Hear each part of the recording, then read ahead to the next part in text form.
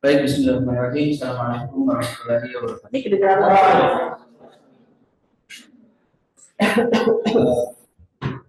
Pada kesempatan kali ini, saya akan mempresentasikan tentang pilihan minat saya pada semester ganjil pada kali ini. Itu bertema tentang perilaku seseorang. Kenapa saya memilih ini? Karena saya sangat penasaran gitu. Kenapa sih perilaku dia itu berubah, mulai dari pendiam jadi terbuka, mulai dari tidak asik, dari asik tiba-tiba tertutup gitu orangnya. Saya kan dari dulu kan orangnya tetap ceria gitu, nggak pernah tetap tertutup. Jadi dari SD sampai SMA tuh saya orangnya tetap konsisten gitu, dari nggak asik sekarang diam nggak. Dan saya penasaran kok bisa sih orang kayak gitu. Terus pertanyaannya, mengapa perubahan perilaku itu bisa terjadi? Potensinya karena adanya pengaruh dari dalam diri seorang itu atau dari lingkungan atau eksternalnya. Ini saya langsung tampilkan saja produknya karena manfaat sama tujuannya nanti lebih singkat.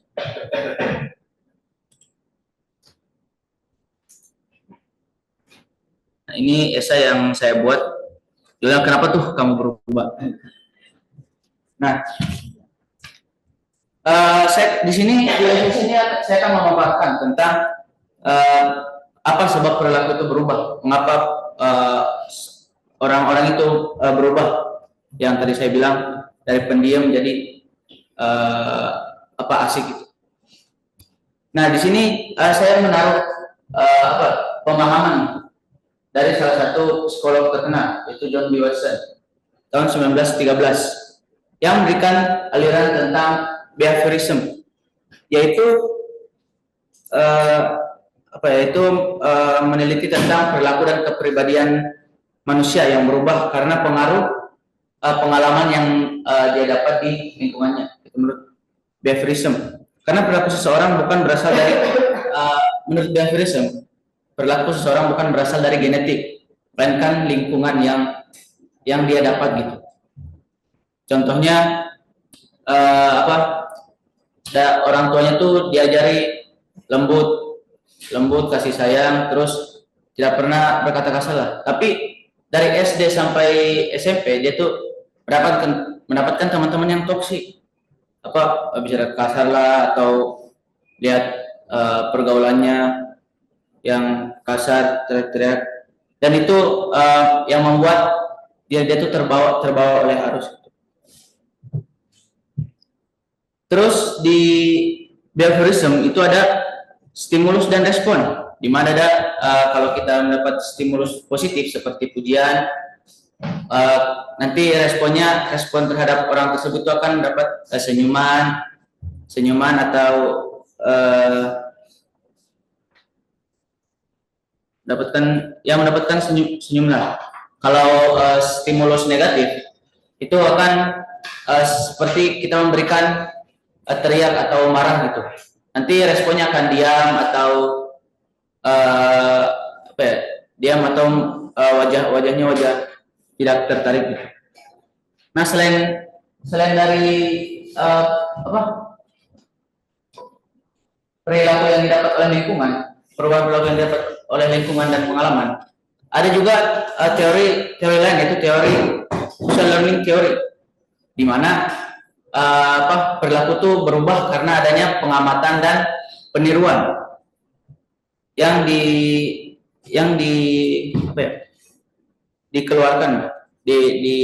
didirikan oleh Albert Bandura pada 1977, di mana ada teori identifikasi dan imitasi. Bandura percaya bahwa manusia adalah pemroses informasi aktif dan memikirkan hubungan perilaku dan konsekuensinya. Nah, contoh dari imitasi kan meniru ya, langsung meniru kayak misalnya mereka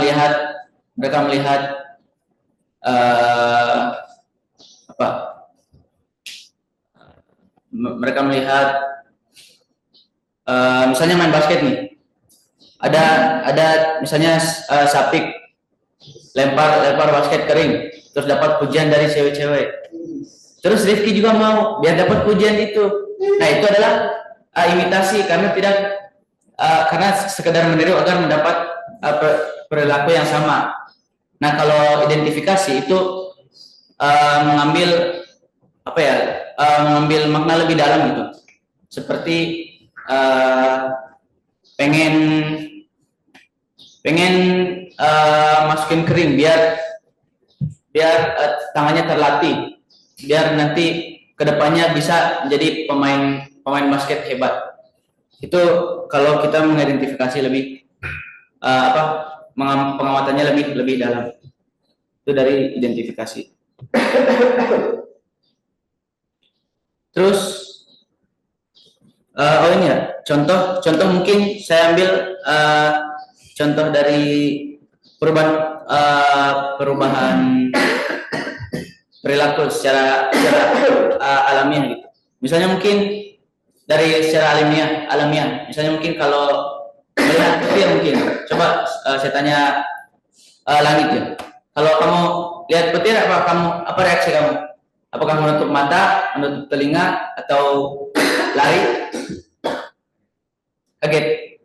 Kenapa kaget? Kenapa bukan misalnya kalau petir tanpa suara, apakah kamu ikutan kaget? Ikutan kaget. Kenapa kaget? Kenapa bukan tutup mata? Kenapa bukan tutup telinga? Kenapa responnya kaget?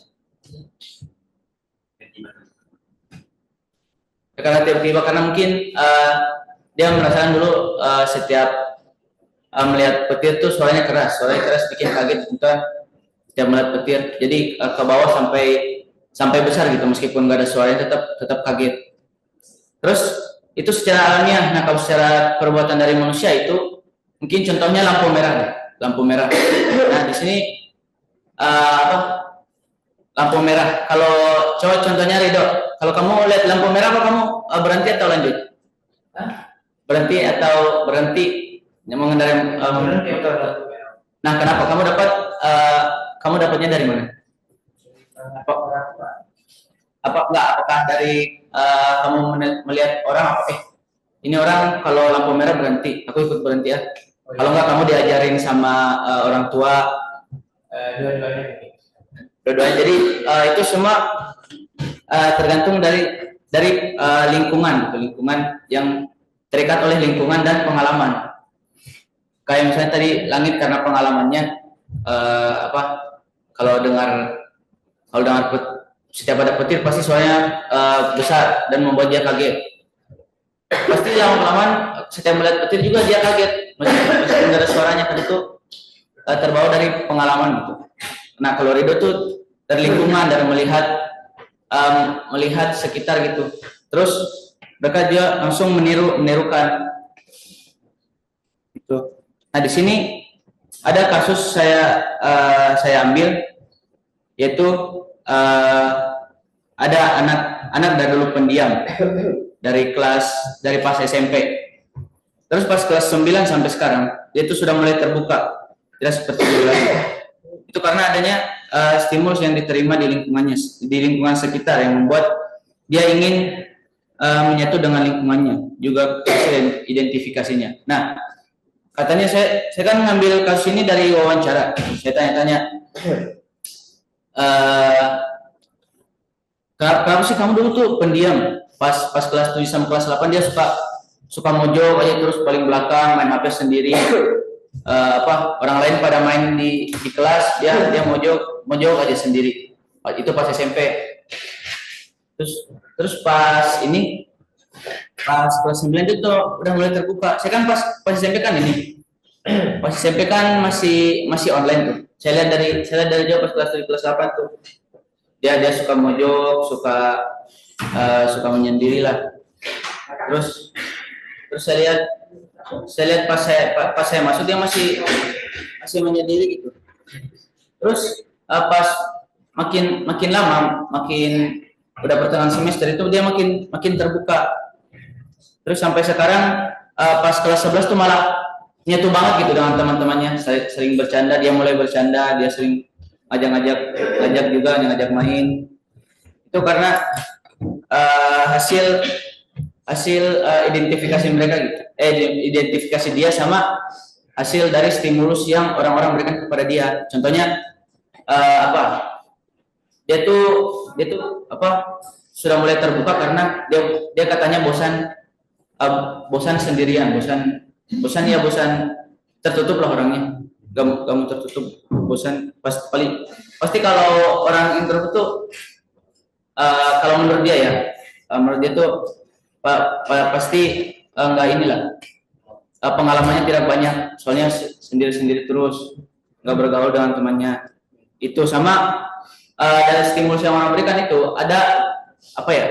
Ada sesuatu kayak pas kerja kelompok, dia percaya ke orang introvert itu, jadi mulai terbuka, mulai mulai percaya mulai percaya bahwa dia bisa dia bisa mengatur lingkungannya gitu, dia bisa menyatu dengan lingkungannya itu. Terus kesimpulannya saya ambil pikiran kita lah yang menentukan perilaku kita terhadap lingkungan. Bagaimana cara kita menilainya dan perasaan yang menentukan bagaimana kita merespon serta kondisi lingkungan yang mempengaruhinya. Jadi apa? Perilaku kita berubah karena kita berpikir. Dan kayak seperti kasus ini tadi kan, kalau sendirian terus ngapain ya, sendirian terus nanti bosan, gak ada pengalaman, gak ada seru-serunya ke depannya, gak menyatu dengan kelas, padahal sekeliling kita banyak, tapi kita sering menyendiri mulu, yang membuat kita berpikir bahwa kita tidak cocok nih dalam keadaan kayak gini, perilaku kita seperti ini. Terus adanya perasaan, itu perasaan bagaimana kita melontarkan perilaku itu ya, atau mengekspresikan perilaku itu dengan perasaan yang sesuai dengan lingkungannya. Mungkin itu dari produk saya. Lanjut ke kelas. Lanjut ke tujuan. Nah, tujuan dari produk ini kita semua bisa mengidentifikasi terlebih dahulu sebelum menyimpulkan terkait perubahan perilaku orang-orang di sekitar kita. Nah, sebenarnya pas kelas 11 ini apa ya? Saya melihat banyak perubahan perilaku gitu di orang-orang. Kayak misalnya ada di kelas ada satu orang saya amati perilakunya normal gitu di sekolah. Tapi pas balik tiba-tiba dia tiba-tiba dia pendiam, nggak mau bukan nggak mau berbicara sama orang lain, kayak menutup dirinya gitu. Terus pulang ekspresinya juga beda. Itu saya amati tuh satu orang di kelas. Terus manfaatnya bisa mengidentifikasi orang di lingkungan kita, terus bisa membantunya setelah mematuhi akarnya. Mungkin perilakunya berubah karena karena ada masalah terkait keluarganya mungkin. Terus metode pengumpulan data itu saya ambil dari wawancara atau video YouTube dan baca artikel. Ya mungkin itu. Dengarnya terima kasih. Refleksi terkait terkait produk saya, mungkin sih sangat sangat menarik karena sangat rasa penasaran saya terhadap kenapa perilaku seorang itu bisa mengetahui gitu mengapa perilaku itu orang berubah-ubah. Itu refleksinya soal produk. Kalau terkait proses pembuatan itu saya kan akhir-akhir ini udah tiba-tiba imunnya rendah gitu ya. Kemarin tuh seminggu sakit, terus minggu ini kemarin 1 hari sakit, gak tau kenapa masuk angin gitu. Jadi kadang mood kadang enggak gitu ngerjain tugas ini. Mungkin cukup sekian dari saya. Cukup sekian dari saya.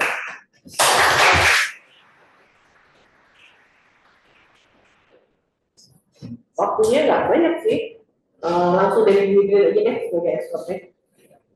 Oke, baik, terima kasih Mbak Ayu. Pengalaman saya berinteraksi dengan Rafif ya. Tapi memang 2 minggu sempat nggak sekolah ya, Fif? Seminggu. Waktu 5 minggu. Seminggu itu. 2 kali kamu Mbak. Yang waktu dulu sekali kan, kamu nggak bimbingan, terus minggu lagi udah nggak masuk lagi. Tapi yang memudahkan saya berinteraksi dengan Rafif itu, Bu Ayu, Rafif itu mudah terinsight. Jadi kalau diskusi itu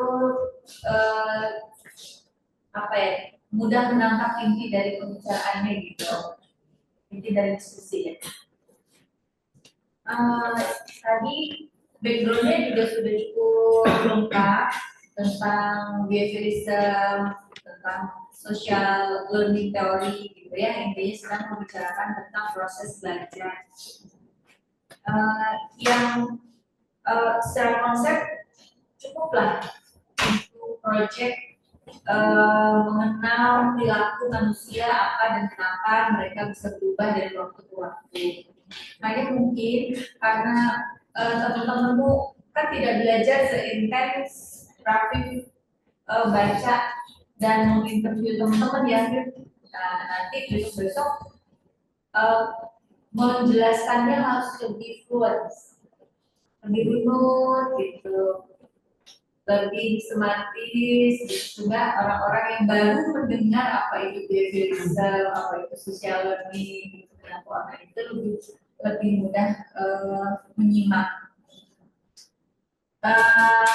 Itu ya yang tadi Ibu tangkap dari presentasi ini.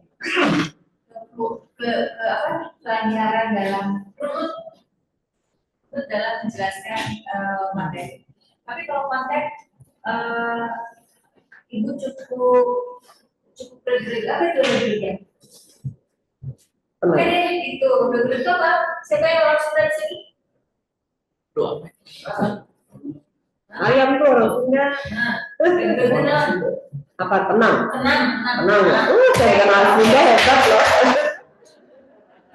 Itu orang baru. Siapa?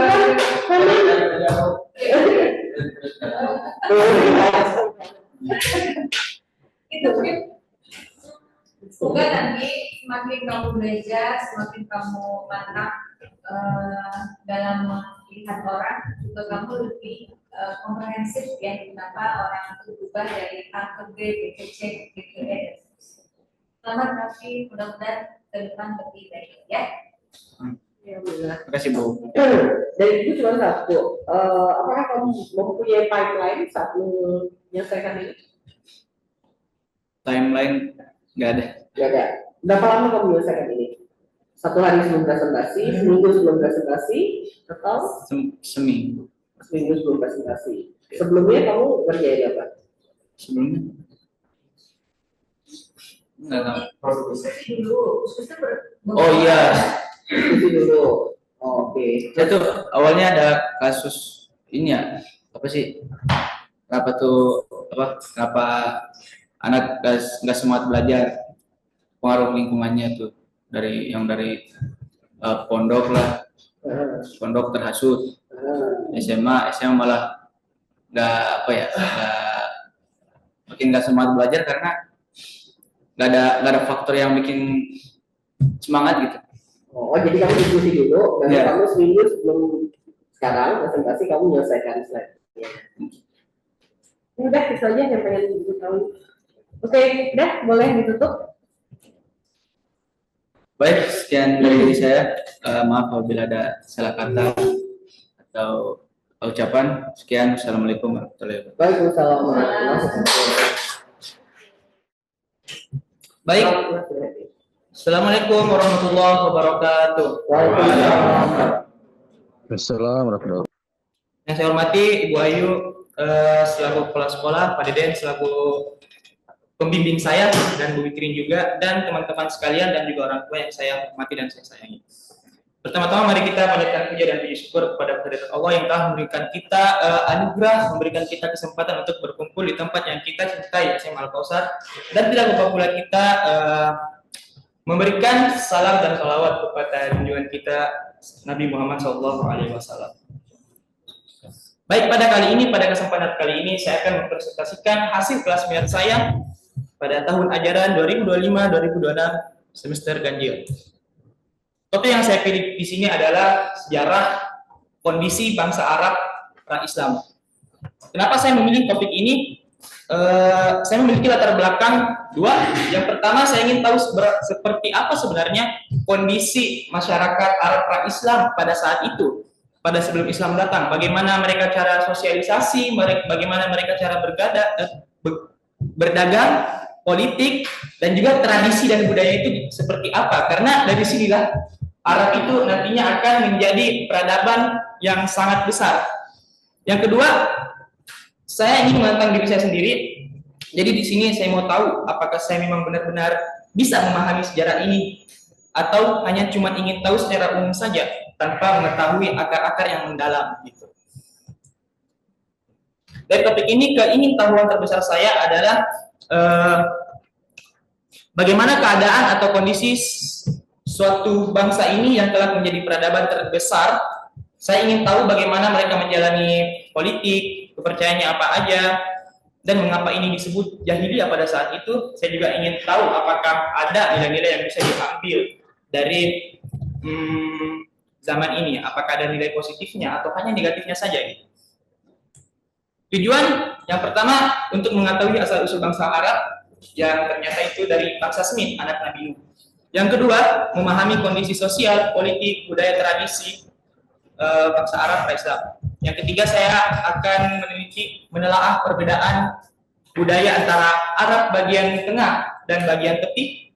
Saya juga akan mengidentifikasi nilai-nilai sosial yang bertahan dan berubah setelah kedatangan Islam. Manfaat ada dua untuk diri sendiri.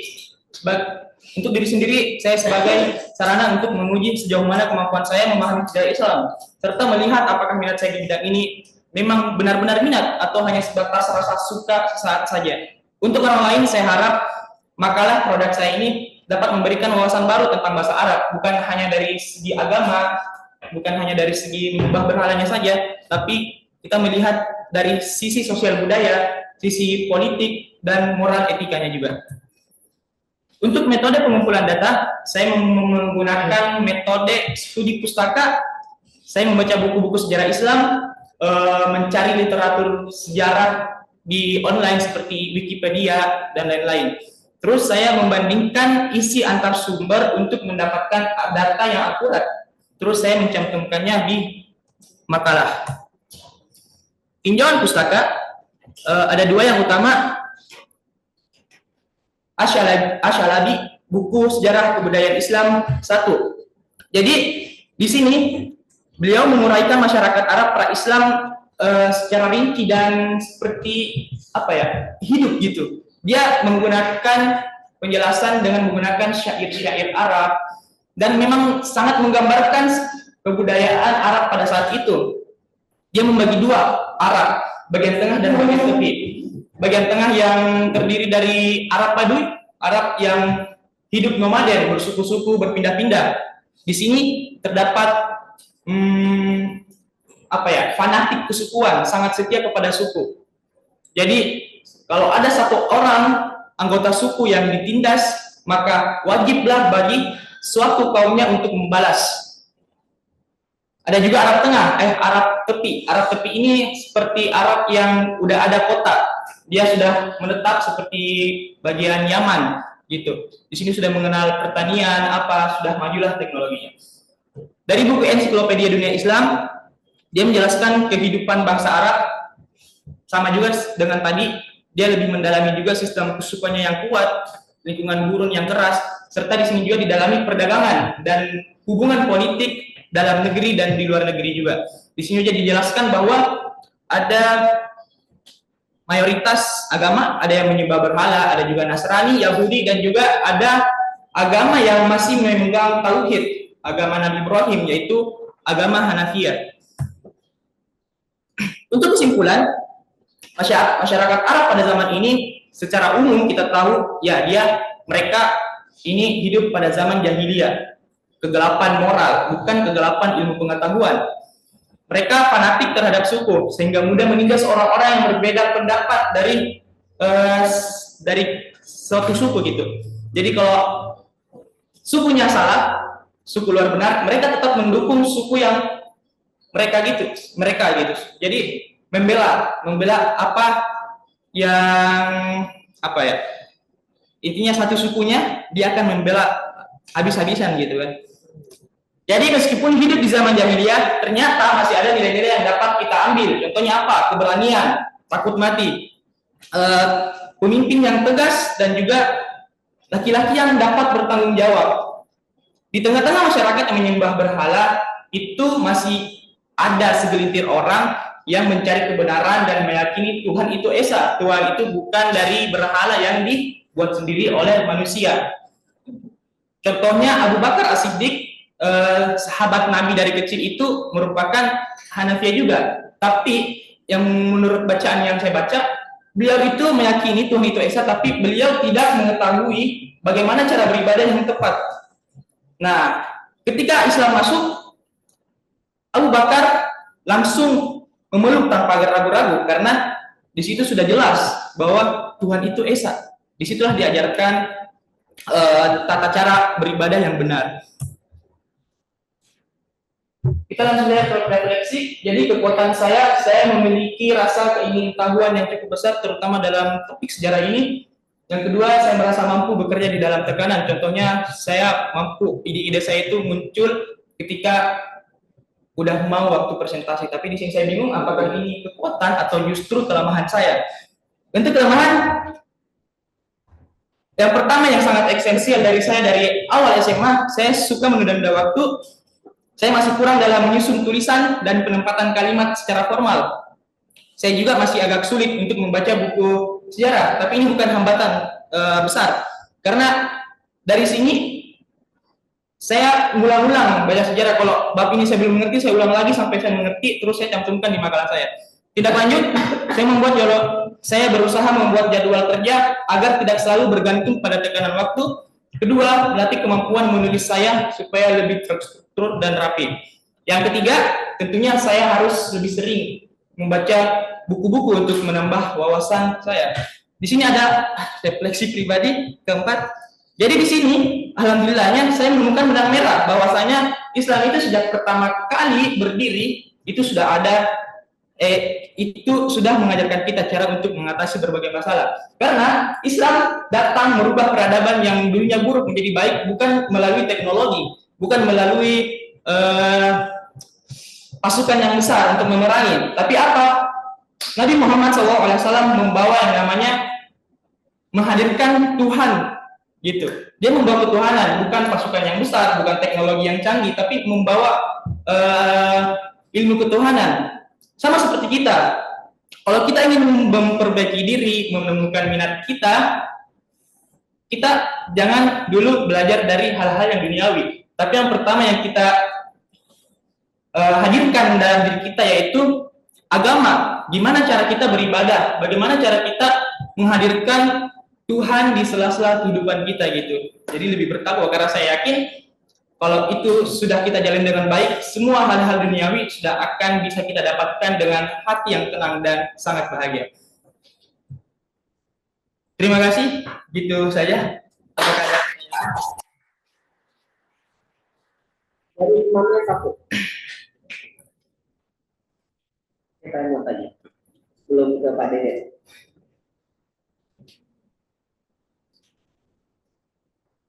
Ya. Ya.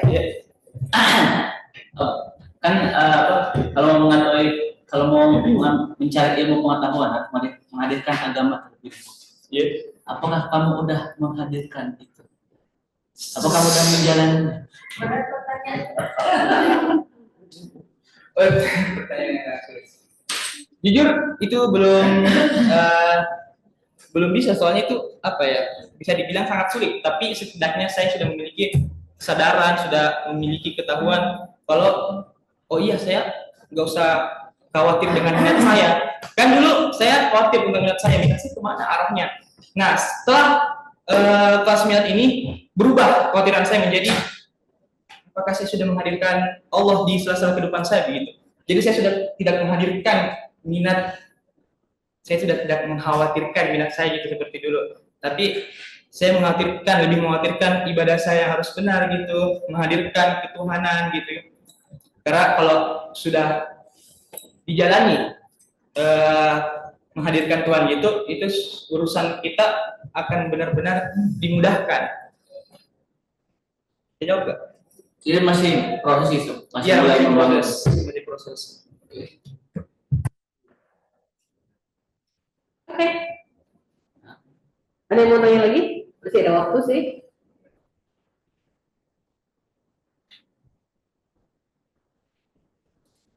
Oke, kalau nggak ada langsung ke Pak Dulu deh. Silakan Pak Dulu.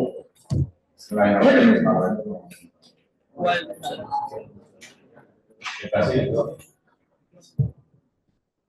masih.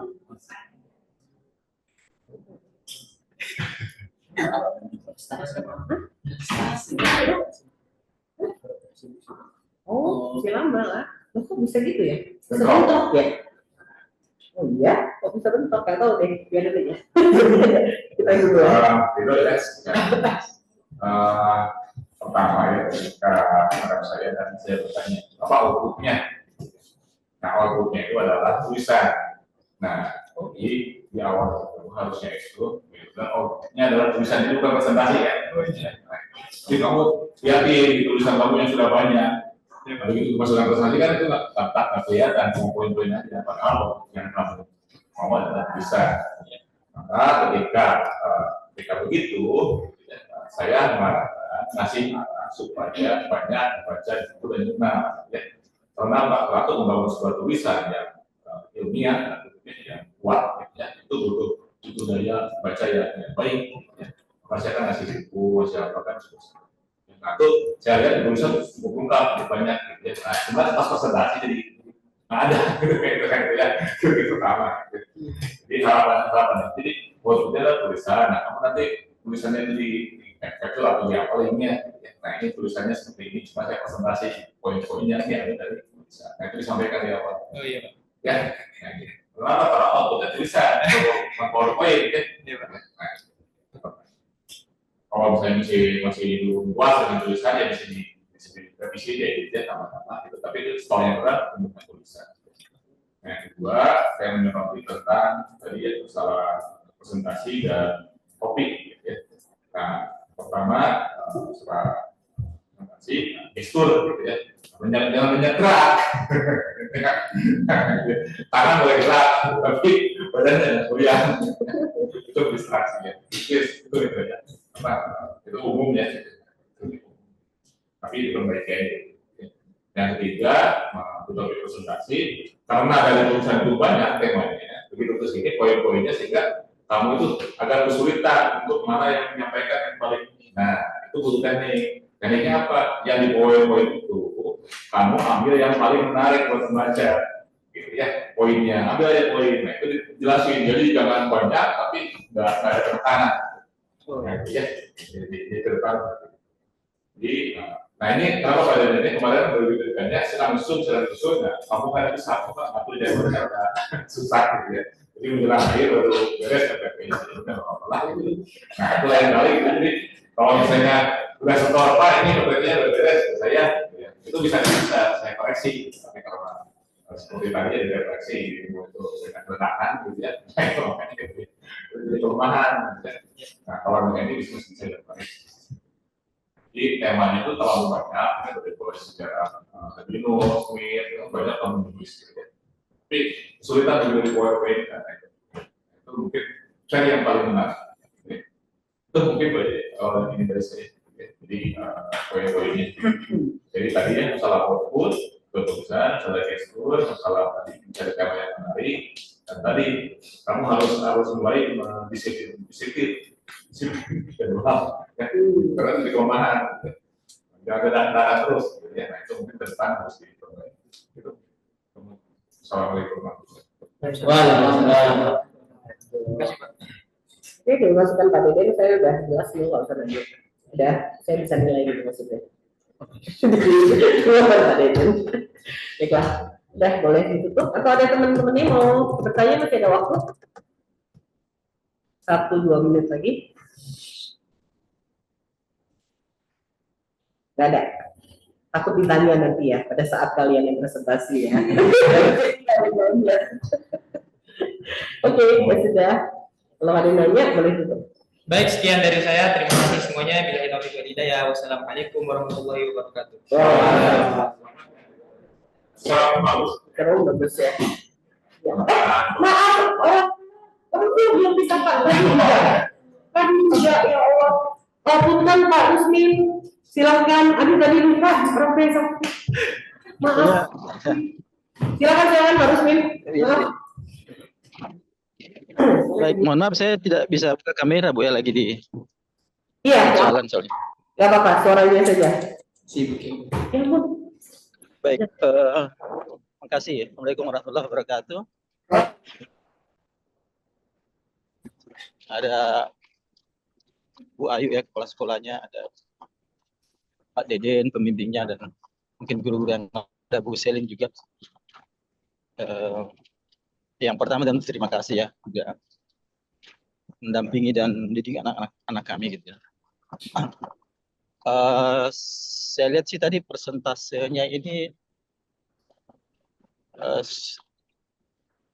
apa ya? Ini Ridho ya, masih begitu global ini penjelasannya ya.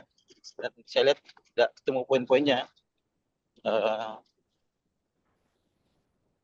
Asistensi dan Pak Deden barangkali atau gimana. Kemarin memang saya tanya apa sudah disiapkan PPT-nya, katanya belum, nanti menjelang malamnya barangkali terjadi. Jadi itu saja sih. Tapi jangan menyerah ya, jangan, masukannya yang diberikan saya dan Pak Guru itu jangan membuat turun semangat, terus inilah diperbaiki ya. Walaupun saya lihat ada kemarin dikirim juga ke saya tuh ininya, tulisannya ya, dari sekian lembar itu.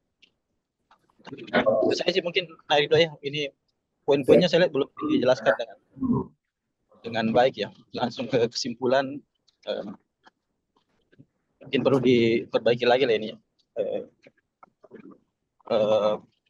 PPT-nya ya. Katanya kalau orang menguasai sesuatu itu penjelasannya bisa sederhana gitu. Jadi ini lagi lah, diperbaiki lagi ininya, PPT-nya. Poin-poinnya belum ketemu tadi saya lihat.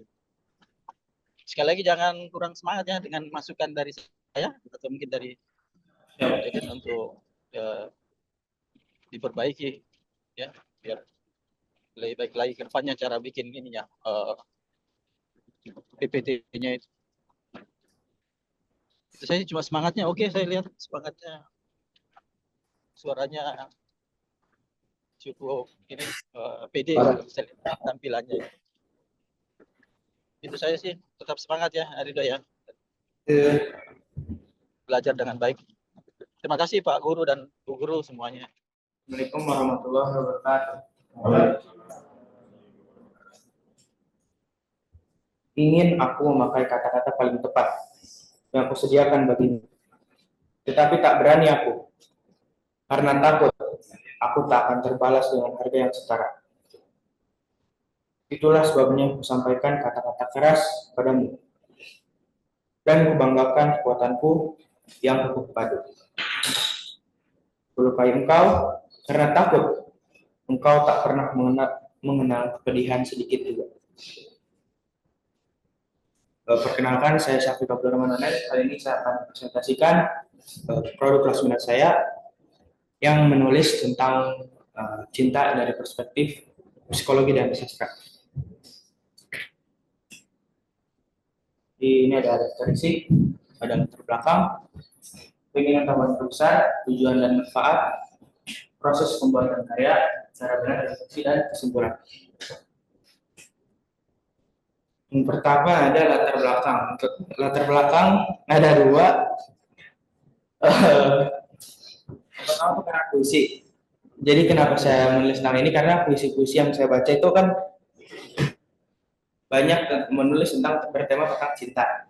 Nah, saya itu jadi penasaran gitu, sebenarnya apa itu cinta gitu, dari mengapa orang-orang itu bisa merasakan hal-hal itu.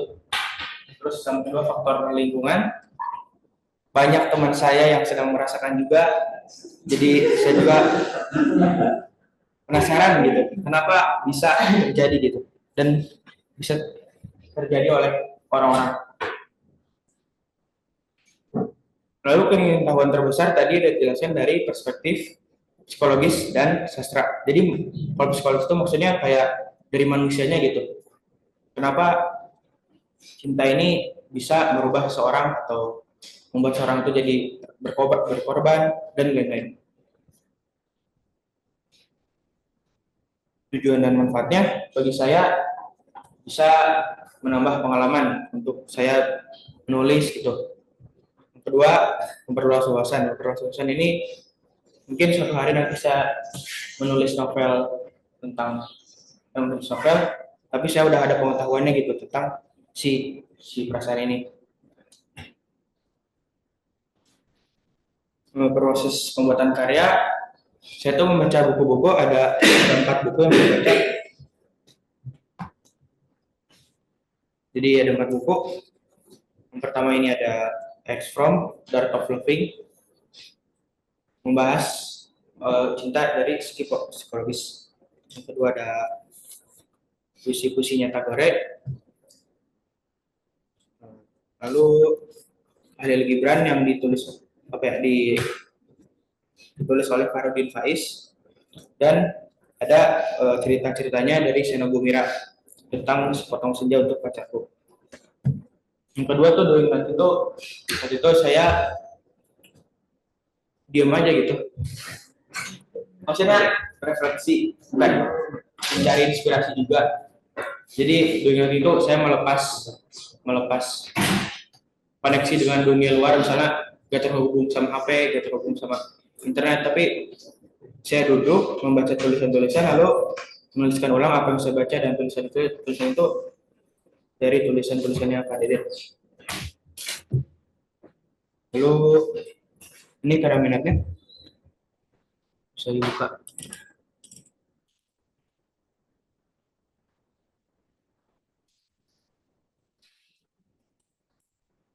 Oh,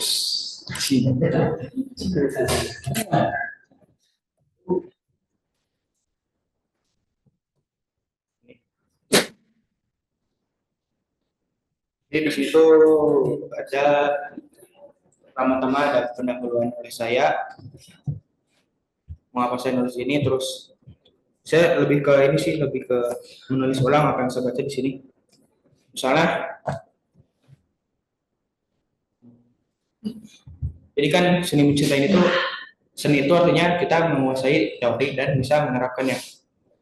Kalau misalnya kita seni mencintai, berarti kita bisa menguasai teori dan bisa menerapkannya. Lalu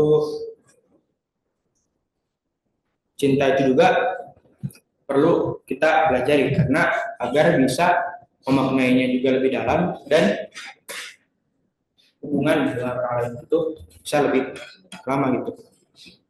Di sini juga dijelaskan tentang cinta antara orang tua dan anak. Misalnya cinta ibu itu tidak bersyarat, cukup kita hadir di dunia itu bisa membuat seorang ibu cinta pada anaknya. Namun jika cinta seorang itu bersyarat, kita harus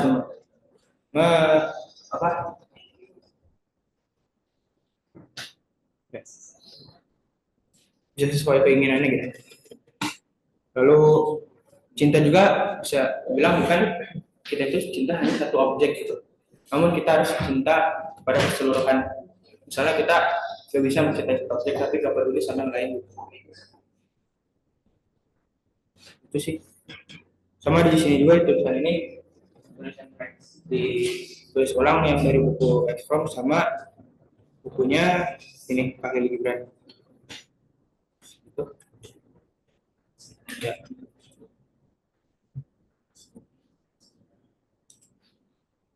Refleksinya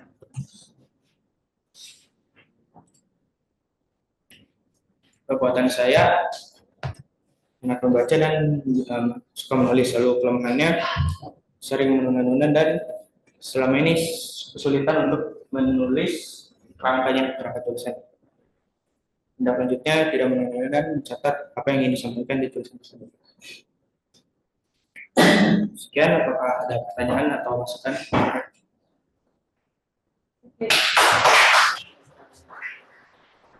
Jadi teman-teman satu pertanyaan.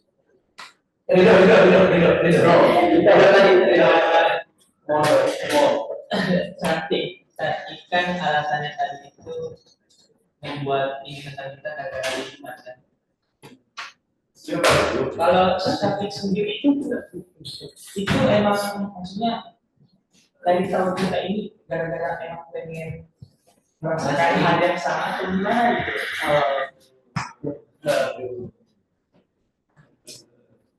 Kebetulan saya tuh pengen bikin produk ini dari tahun lalu. Nah, latar belakang itu memang karena sebelum adanya si merasakan jati diri tadi, emang penasaran aja gitu sama apa yang saya baca, puisi, lirik-lirik lagu, novel.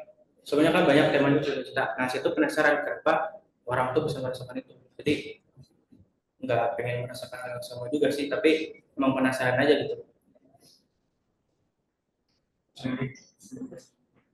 Oh, berarti cuma sebatas penasaran doang. Ayo, Itu udah cukup. Aku kebuka nanti kalau terusan ya. Jadi investigatif. Oke.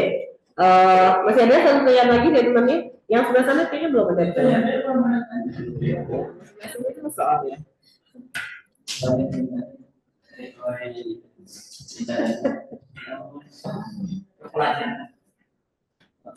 Ya, sesama penulis ada nggak? Pembaca puisi kali ya? Ya. Puisi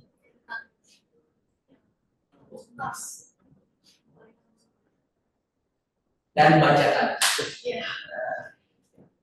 Yang paling suka. Paling suka dari buku mana?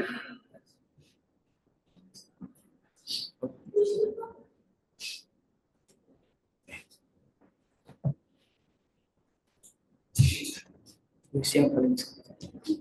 Semuanya suka ya. Jadi itu nggak semuanya puisi, pada itu ada satu puisi. Maksudnya Oh iya.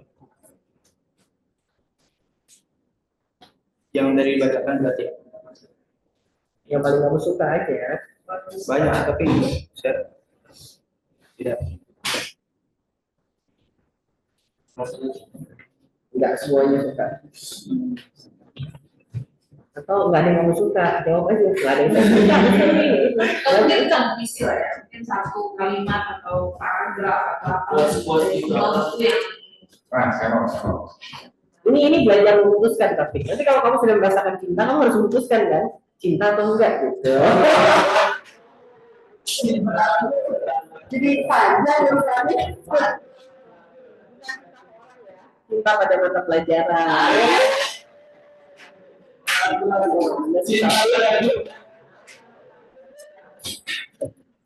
Jadi di sini tuh ada buku Seno Gumilar. Di satu trilogi cerita ini bercerita tentang 3 orang. Yang pertama namanya Sukab, kedua Alina, ada sama tuh tukang pos. Si Sukab ini dia nulis surat. Jadi kalian suka senja gak? Suka senja. Jadi si Sukab ini dia merobek senja di langit menggunakan pisau, dimasukin ke surat.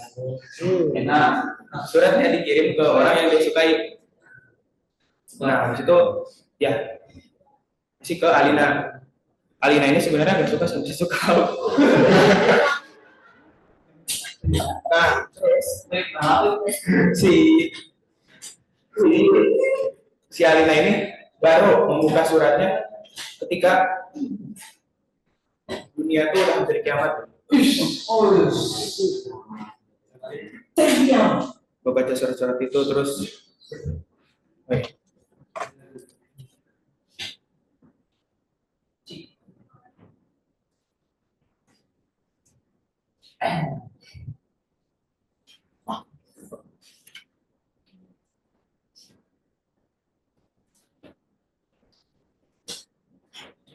Si Alina tuh mau jawab surat kayak gini. Lo tampilin aja. Yang dia sastra.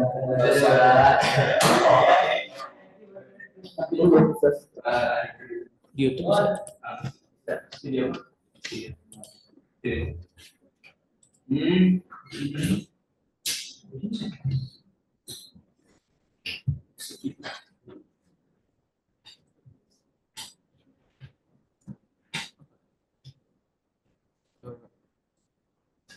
Kamu aja yang baca. Oh, kamu aja nggak sih? Enggak aja dong, jangan dia sastra. Kan kamu yang sedang diuji.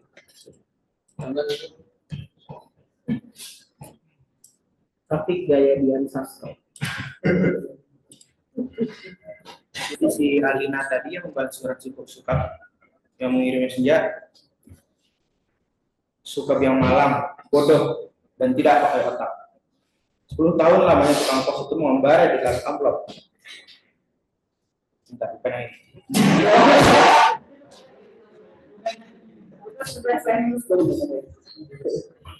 Terus terang aku kasihan sama kamu, Sukab. Mencintai begitu rupa, tapi tidak tahu yang kamu cintai sebetulnya tidak mencintai kamu.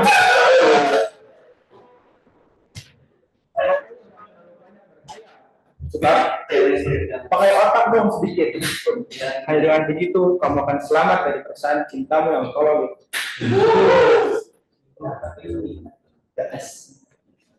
Oh itu yang dia suka. Oke, baiklah. Terjawab ya, Mariam. Terjawab sudah. Oke, selanjutnya Bu ya akan sebagai expert ya.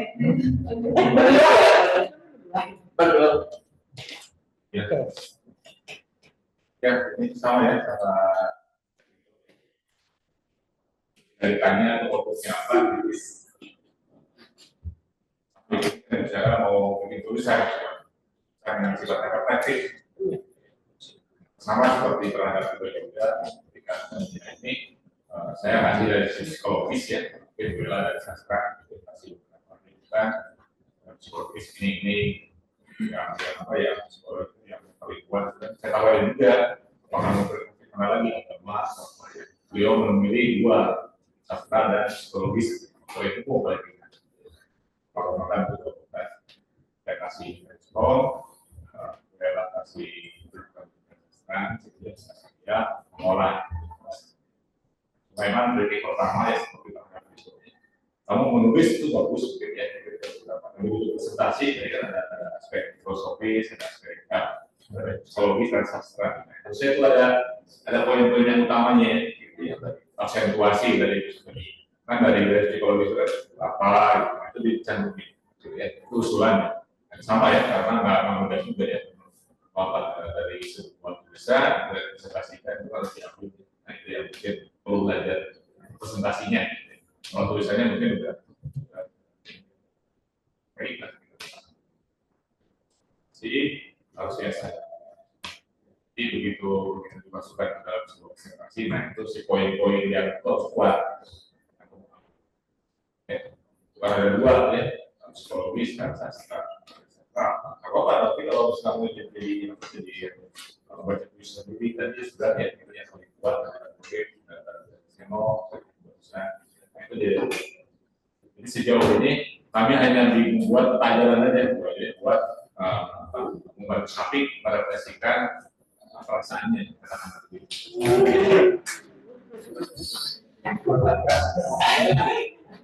Lanjut ya. Apa ya? Nah, itu sudah cukup dari tapi ya. Aduh, tapi saya terima kasih ya karena sudah sampai pada hari ini.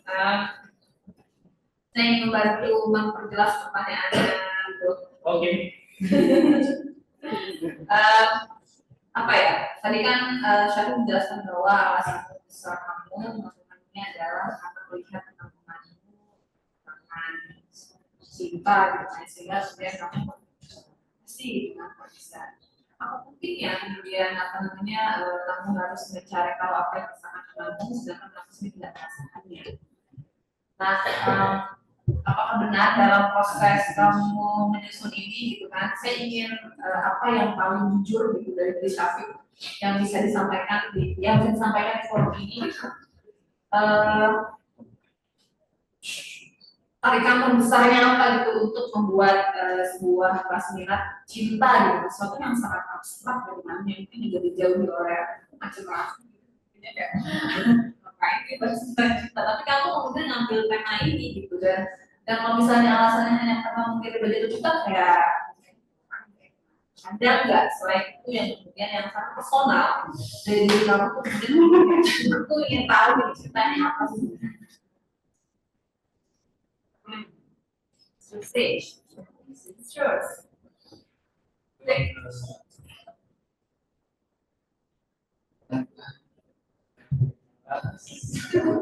Saya berharap kalau satu saat bikin novel sudah tahu gitu.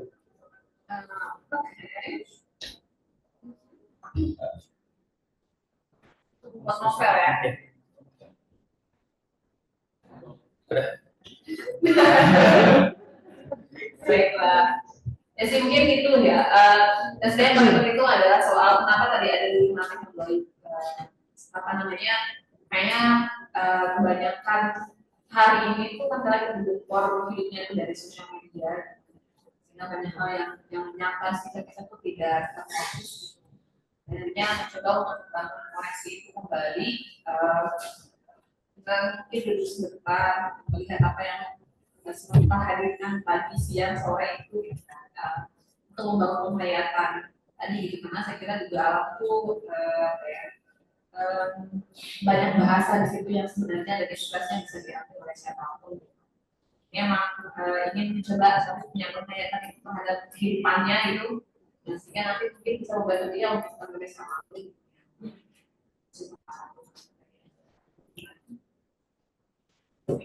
Terima kasih. Lanjut ke Ibu Yani, silakan Bu Yani. Ya, terima kasih untuk kesempatannya. Bismillahirrahmanirrahim. Assalamualaikum warahmatullahi wabarakatuh. Ya. Maaf tadi saya sebetulnya ada yang kurang jelas mendengarkan di Zoom ini, mungkin karena pakai HP kali ya. Tapi intinya terima kasih pertama untuk guru-guru maupun kepala sekolah untuk bimbingannya. Dan saya merasa senang sekali. Syafiq hari ini presentasinya banyak senyum.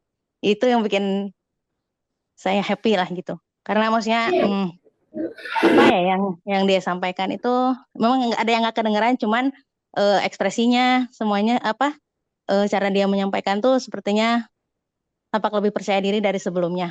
Itu sih yang saya simpulkan hari ini, yang saya lihat hari ini dari Syafiq. Terus semangat belajar ya Naya, terus berkreativitas, yang paling penting memang cinta kepada Allah ya, itu yang harus lebih utama dari semuanya. Terima kasih, itu aja dari saya. Assalamualaikum warahmatullahi wabarakatuh.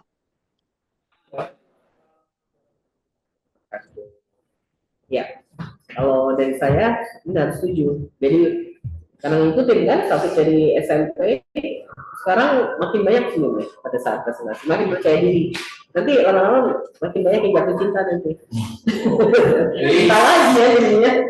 Oke, boleh ditutup kalau begitu, Syafiq. Teman-teman guru-guru yang telah menyampaikan kan sekarang pertanyaan saya tutup. Assalamualaikum warahmatullahi wabarakatuh. Waalaikumsalam.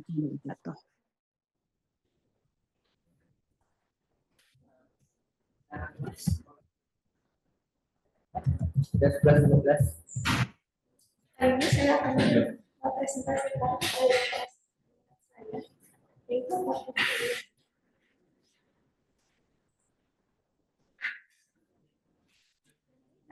saya adalah ingin tahu yang terbesar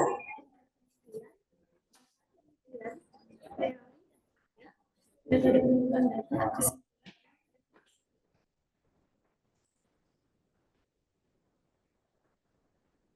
latar belakang saya Permisi dulu, mungkin suaranya yang kurang jelas, Rani, kalau di dalam Zoom. Apakah mungkin bisa memakai mic?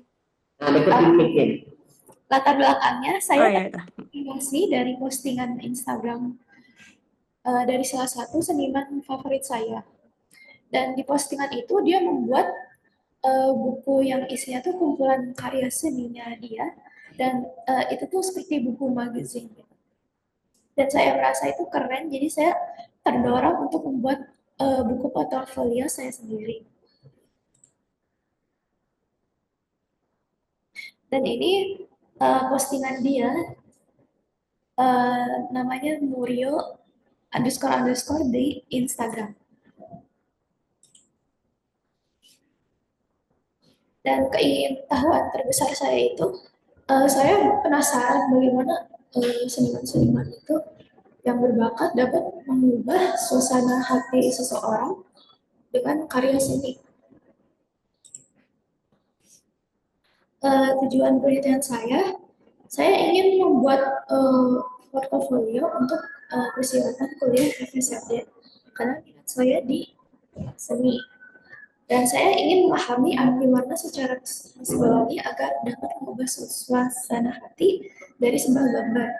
Dan saya ingin portofolio ini dapat saya mengenang karya saya di kelas 11 di masa depan untuk melihat seberapa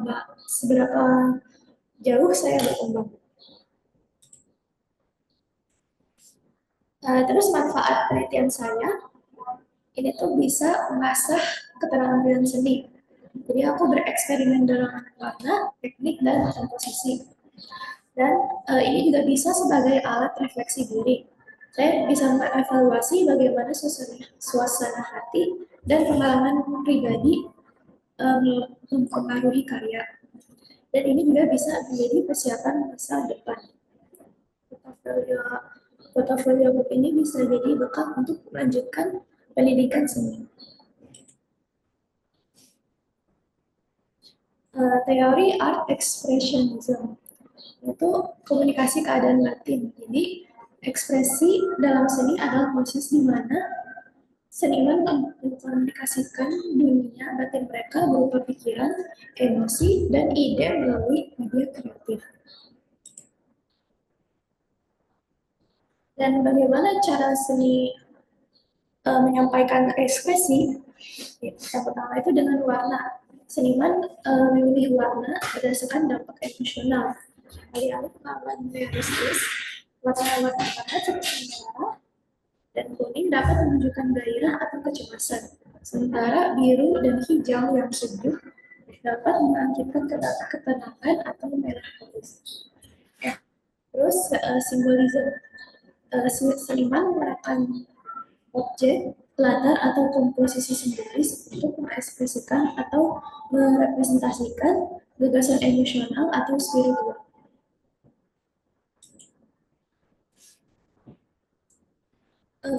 Viewer interpretation. Ekspresi sebuah karya seni tidak semata-mata ditentukan oleh niat sang seniman. Penonton secara aktif menafsirkan karya tersebut berdasarkan keadaan emosi, pengalaman, dan latar belakang budaya mereka sendiri. Interaksi antara ekspresi awal sang seniman dan interpretasi penonton inilah yang menciptakan makna utuh dari karya tersebut. Dan ini karya saya, dan itu saya mencoba untuk merepresentasikan harapan, lega, damai, penyembuhan, dan menenangkan.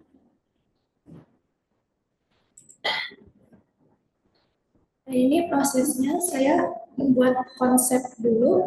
Saya ingin awalnya itu kayak gimana, dan terus saya ke line art untuk gambar. Terus referensinya saya pakai komposisi golden ratio. Jadi yang ombaknya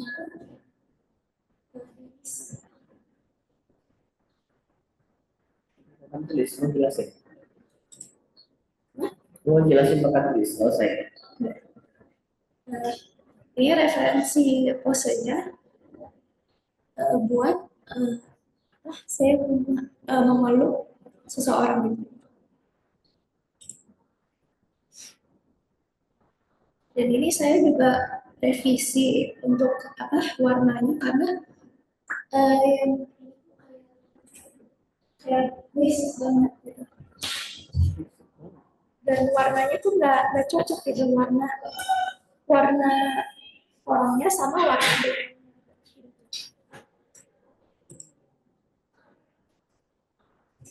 ini karya yang belum selesai. Yang pertama itu saya coba membuat saat isi video dan action.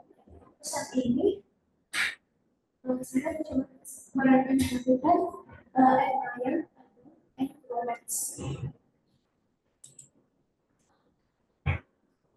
Dan ini referensi dalam karya itu yang kedua perspektif kepala. Dan itu aneh. Dan saya itu beda seperti ini.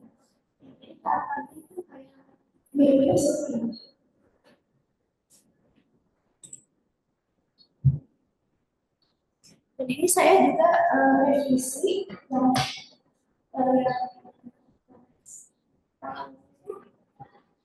itu kayak suasana kayak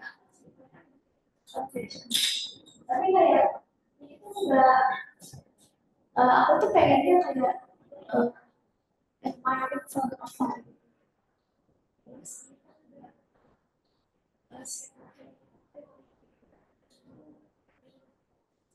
Jadi aku setelah diingat sama buku sekolah saya revisi jadi kayak ceweknya tadi jalan melewati dan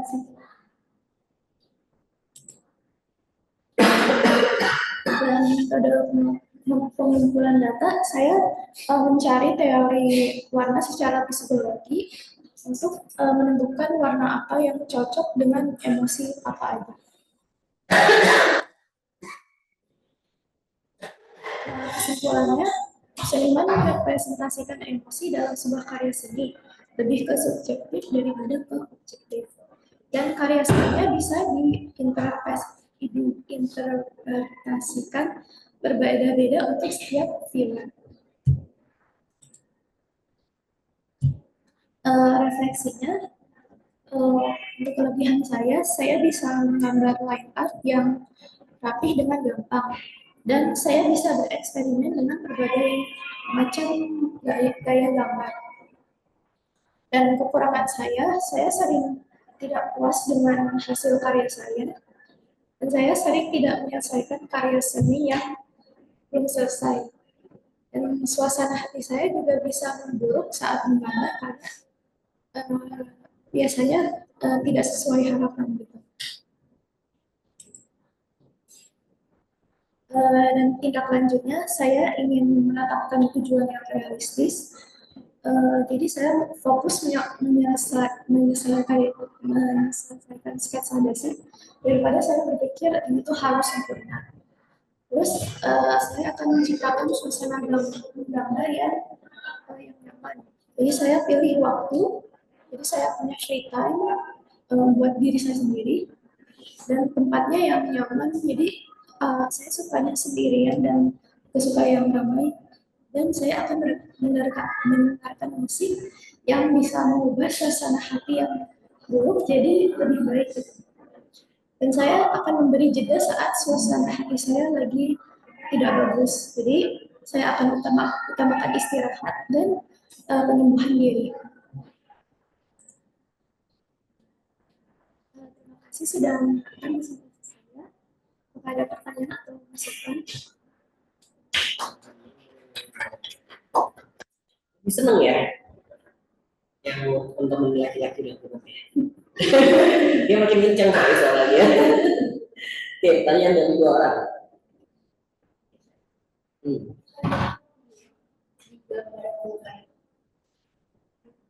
apa sebagai yang ada penumbukan itu kalau bilang sebelum adanya sesuatu sopan yang ada kaitannya sama sesuatu yang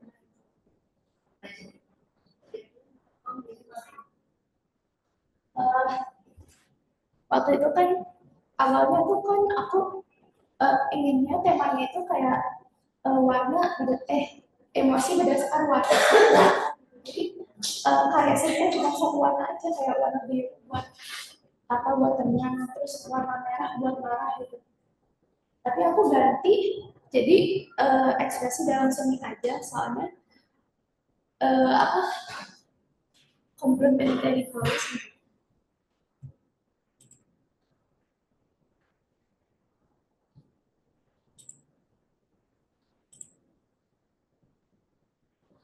Karena kalau saat aku mencoba untuk pakai warna complementary colors, jadi lebih bagus kelihatannya.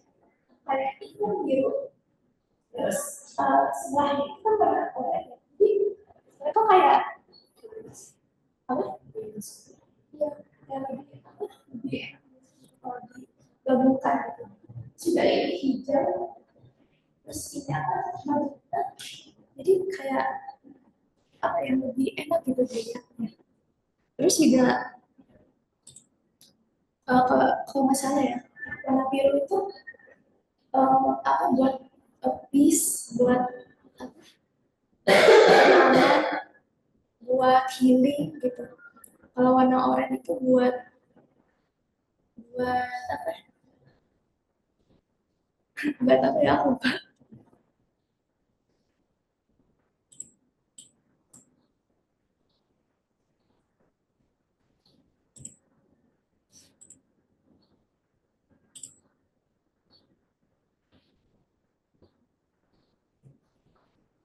Kalau warna oranye itu kalau nggak salah bravery. Jadi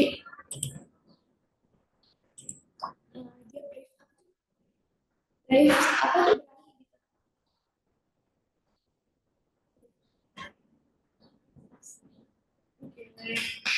Bu Puspa silahkan memberi masukan terhadap proyek kami. Oke, mungkin ada beberapa tambahan dikit juga sih. Untuk karya yang selesainya itu saya sama sekali belum pernah lihat ya gitu. Jadi yang pernah lihat itu adalah 2 karya yang belum selesai gitu. Jadi kayak, oh ini ada karya baru nih gitu kan. Dan itu juga apa namanya tuh jadi agak kaget sehingga harus apa namanya tuh mengejar lagi gitu. Yang pertama. Terus ada beberapa juga kayak apa namanya? Udah menarik bagian apa namanya? Bagian dari cara penyampaian warnanya, terus cara bagaimana kamu melakukan prosesnya gitu. eh yang perlu mungkin untuk semuanya juga sih gitu. Kita perlu lebih memperlihatkan analisisnya gitu. Seperti misalnya Rani kan senang dengan gambar apa namanya? Gambar yang pertama ya yang dari Instagram itu. Kayak bagaimana sih cara dia itu mungkin bisa dijelasin lagi lebih detail bagaimana caranya dia membuat emosinya gitu. Apa yang Rani suka di dalam karya itu gitu. Apakah karena cara dia membuat suasananya, cara dia membuat ekspresinya, atau enggak cara dia apa namanya? Misalnya memakai warnanya gitu, memakai warna terus ada value dan lain-lain gitu. Dan apa namanya? Dan mungkin yang barusan yang tadi Rani ceritakan tentang complementary kayak gitu, itu mungkin bisa dimasukkan juga ke dalam teori gitu kan. Pada akhirnya ternyata Rani lebih suka kombinasi-kombinasi warna yang mungkin complementary seperti eh warna biru dengan oranye, terus warna hijau dengan warna merah misalnya gitu. Jadi apa namanya tuh? Ya tadi mungkin bisa dijelasin juga kan dari proses penelitian yang sudah kita lakukan selama mungkin 1 bulan ini. Mungkin kayak pertama tuh Rani belajar tentang warna dan emosi gitu dan kemudian akhirnya berkembang pada akhirnya tuh lebih cocok di dalam tadi kan teori art expressionism gitu. Dan mungkin udah cukup sih menurutku apa namanya itu seperti memberikan referensi-referensinya gitu untuk langkah pertama yaitu sudah jauh jauh lebih oke gitu. Dan mungkin untuk tambahan selanjutnya itu mungkin bisa berikan lagi apa namanya gambar-gambar yang lebih banyak gitu ya, bervariasi gitu, misalnya apa tadi kombinasi warna gitu, dan mungkin kayak Rani memberitahu gitu kan.